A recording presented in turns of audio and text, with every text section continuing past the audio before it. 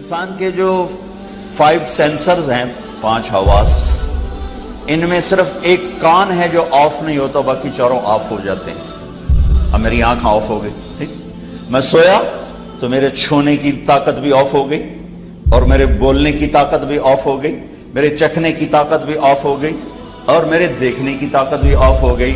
لیکن ایک معمولی سی آواز پر میں اٹھ کے بیٹھ جاتا ہوں، یہ شور کیسا ہے؟ کان بند نہیں ہوتے، کان کا فنکشن چلتا رہتا ہے۔ اور آج کی ریسرچ کیا ہے کہ بچے کے ماں کے پیٹ میں کان کام کرتے ہیں، باقی 4 حواس کام نہیں کرتے، کانوں سے سنتا ہے، باقی کام نہیں کرتے۔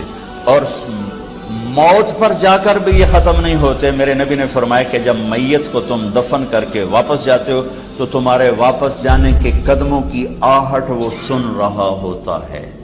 ترکی میں اصحاب کہف، توس ایک جگہ ہے، توس، ترسوس، وہاں ترکی میں، توس ایران میں ہے۔ پچھلے سال ہماری جماعت گئی تو ہمارا وہاں سے گزر ہوا تو میں نے کہا اصحاب کہف لے چلو، وہاں گئے تو وہاں ہم اندر اترے، دیکھا تو مجھے یہ قرآن کیا فَضَرَبْنَا عَلَىٰ آذَانِهِمْ فِي الْكَهْفِ سِنِينَ عَدَدًا۔ اللہ تعالیٰ نے 300 سال ان کو غار میں سلایا۔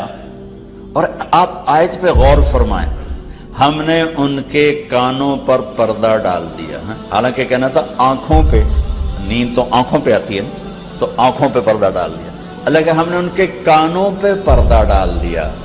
کہ قربان اللہ تو اللہ ہی ہے، تو سبحان اللہ، اللہ نے کہا ہم نے ان کے کانوں پہ پردہ ڈال دیا تاکہ کسی آواز سے وہ بیدار نہ ہوں، اور ان کو 300 سال سلایا۔ 300 سال کوئی سو سکتا؟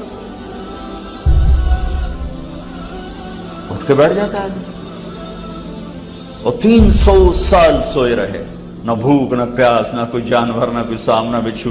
300 سال کے بعد اٹھتے ہی بھوک لگی، چلیے چلو بھائی، فَبَعْثُوا أَحَدَكُمْ بِوَرْقِكُمْ هَٰذِهِ، جاؤ بھائی یہ پیسے دے کر کسی کو روٹی لاؤ۔ تو میں یہ قرآن سے مثالیں دے کر یاد سے عرض کر رہا تھا کہ ہمارا علم تو تجرباتی ہے، اور اللہ کا علم محکم، تمت کلمۃ ربک صدقا وعدلا۔ آج کا مسلمان قرآن کے خلاف لاجک مانگتا ہے، اللہ نے یہ کیوں کہہ دیا، اللہ نے یہ کیوں کہہ دیا، اپنی حیثیت ہی نہیں جانتا، کس کو کہہ رہا ہے۔